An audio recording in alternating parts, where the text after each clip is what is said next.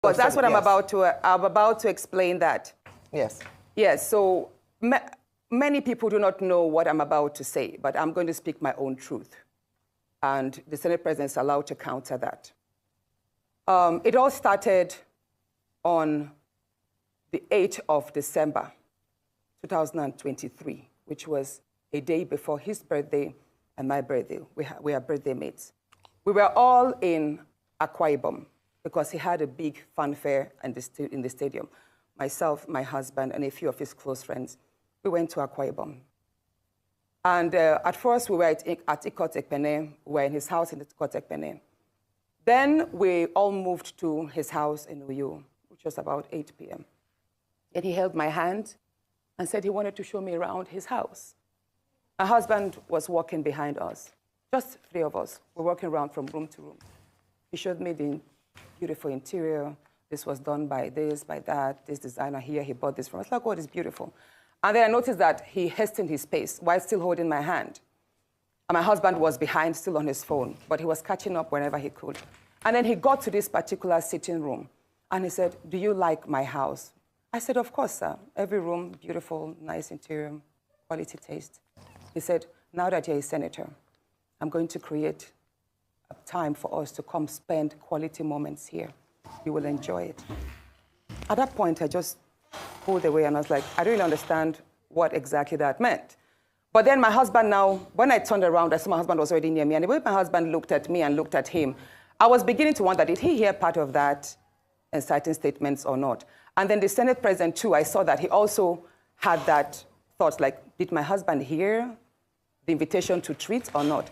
So then the Senate President now said, "Oh, by the way, let me show you my chapel." He has a chapel in his house as well. So while we were going to the chapel, you know, we walked in silence and all. So that evening, before we left the Senate President's house at about 11 midnight to the 4 points in Ikot-Ekpene. And my husband asked me, "Natasha, what did the Senate President whisper to you? What's he telling you?" I thought, should I tell him that he was speaking about bringing me in here at a special time for us to have a good time? Or should I just kill it there, wrap it as if there was nothing? Because tomorrow was a big day. I know how much my husband adores the Senate President. He loves him as a brother. My husband would do anything to support him. So I told my husband, nothing. I can't remember what I created, but I just gave him some words to manage, to mask what was said. When we laid in bed, I lay to my right, and my husband wrapped his arms around me, and he said, "My love, you know you can't tell me anything. What did the Senate President tell you?"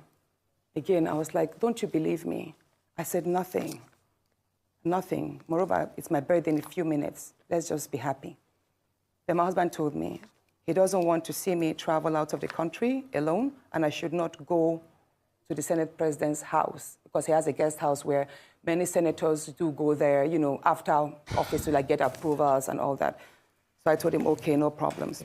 That was it. I thought that was going to be the end. But then, in February, I wanted to move a motion. I wanted to move a motion for the investigation on the ills of corrupt practice in Ajaokuta Steel Company. I listed that motion 5 times. It was the 6th time that it was listed on the order paper that was approved. Many senators can testify to that. Each time the motion is listed, just before he takes it, he will say, "Oh, Senator Natasha, we can't take this motion because the board of the Senate does not accommodate it."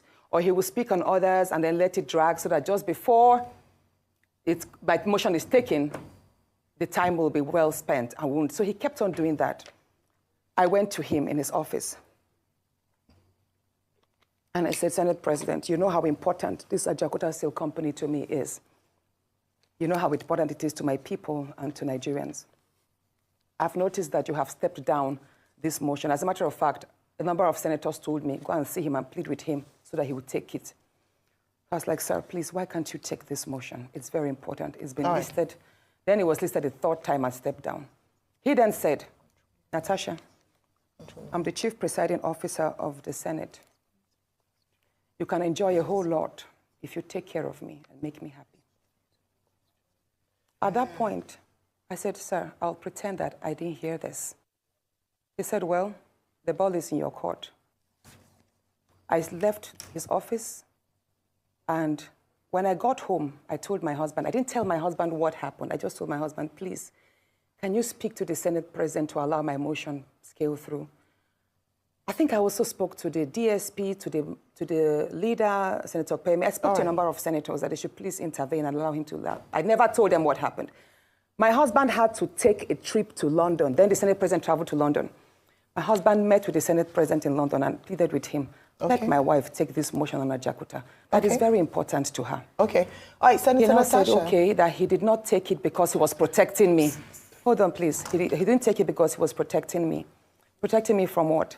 Anyway, at the time my demotion was taken, it was the Deputy Senate President, His Excellency Barrow, that actually sat. The Senate President stood up and walked out. So it was Senator Barrow that actually took it. All right, Senator Natasha. And from there, many other incidents happened. Yes, Senator let's Natasha. Talk about the nightclub. Yes. Hold on, let's talk about now the nightclub incident. Professor Kila is going to ask you a question. I'm so sorry to have to interject here, but I just want to mention that, and I'm glad you gave the caveat at the beginning of your statement, that this is your side of the story, and the Senate President has the right to defend himself or to counter what happened between you privately. So what I assume, or for what you're saying, is that what happened last week Thursday began from a private conversation, and then you have felt like you've been maligned as a result of you not agreeing to certain propositions, right? Yes. Okay, so what has happened? You know the story of when a student keeps being failed. Yes.